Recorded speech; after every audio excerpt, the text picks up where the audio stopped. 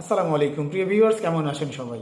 আজকের পর্বে আমি আপনাদের শোনাবো আল্লাহ যা করেন বান্দার মঙ্গলের জন্যই করেন, এই কথার আলোকে ছোট্ট একটি মজার গল্প। আশা করছি আপনারা সম্পূর্ণ ভিডিওটি না টেনে দেখবেন এবং শুনবেন। একদিন একটি জাহাজ বেশ কিছু যাত্রী নিয়ে সমুদ্রপথে রওনা দিল।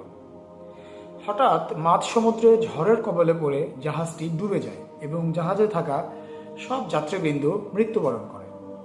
কিন্তু ভাগ্যক্রমে একজন মাত্র যাত্রী ভাসতে ভাসতে একটি দ্বীপের কিনারায় গিয়ে পৌঁছাল। তখন তিনি সেখানে আল্লাহর কাছে শুকরিয়া আদায় করলেন।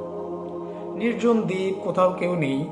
তিনি সেখানে বসবাস করার জন্য সেই দ্বীপের জঙ্গল থেকে লতাপাতা এনে ছোট্ট একটি ঘর নির্মাণ করলেন এবং সমুদ্র থেকে মাছ শিকার করে এবং সেই দ্বীপের জঙ্গল থেকে ফলমূল আহরণ করে তিনি সেখানে বসবাস করতে শুরু করলেন। দিন যায় আর তিনি প্রতিনিয়ত সাগর পানে চেয়ে থাকেন যে কোনো উদ্ধারকারী জাহাজ তাকে নিতে আসে কিনা। কিন্তু দিনের পর দিন যায়, কোনো জাহাজই তাকে নিতে আসে না। তো একদিন তিনি খাবার সংগ্রহের জন্য দ্বীপের সেই জঙ্গলের মধ্যে গেলেন, কিন্তু এসে দেখলেন তার রান্না করা চুলার আগুন বেয়ে তার সম্পূর্ণ ঘরটি পুড়ে গেছে।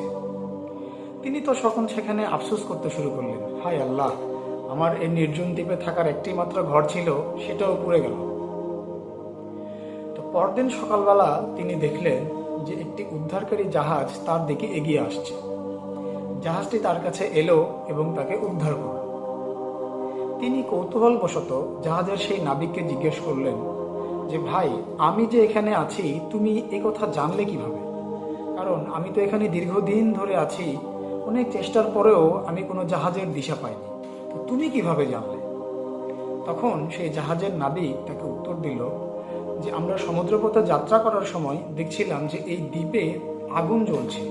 তো আমরা এখানে আগুন দেখে নিশ্চিত হয়েছি যে নিশ্চিত এই দ্বীপে কেউ না কেউ আছে, তাই আমরা এখানে এসে তোমাকে উদ্ধার করেছি।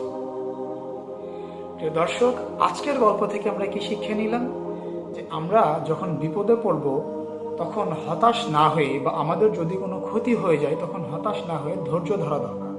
কারণ আমি আপনি কেউই জানি না যে আমাদের ক্ষতির পরে মহান আল্লাহ রাব্বুল আলামিন আমাদের জন্য কত ভালো কিছু রেখেছে। কাজেই আজকের গল্প থেকে শিক্ষা নিয়ে আমরা ভবিষ্যৎ জীবনে ধৈর্য ধারণ করব এবং আল্লাহর সর্বাবস্থায় শুকরিয়া আদায় করব।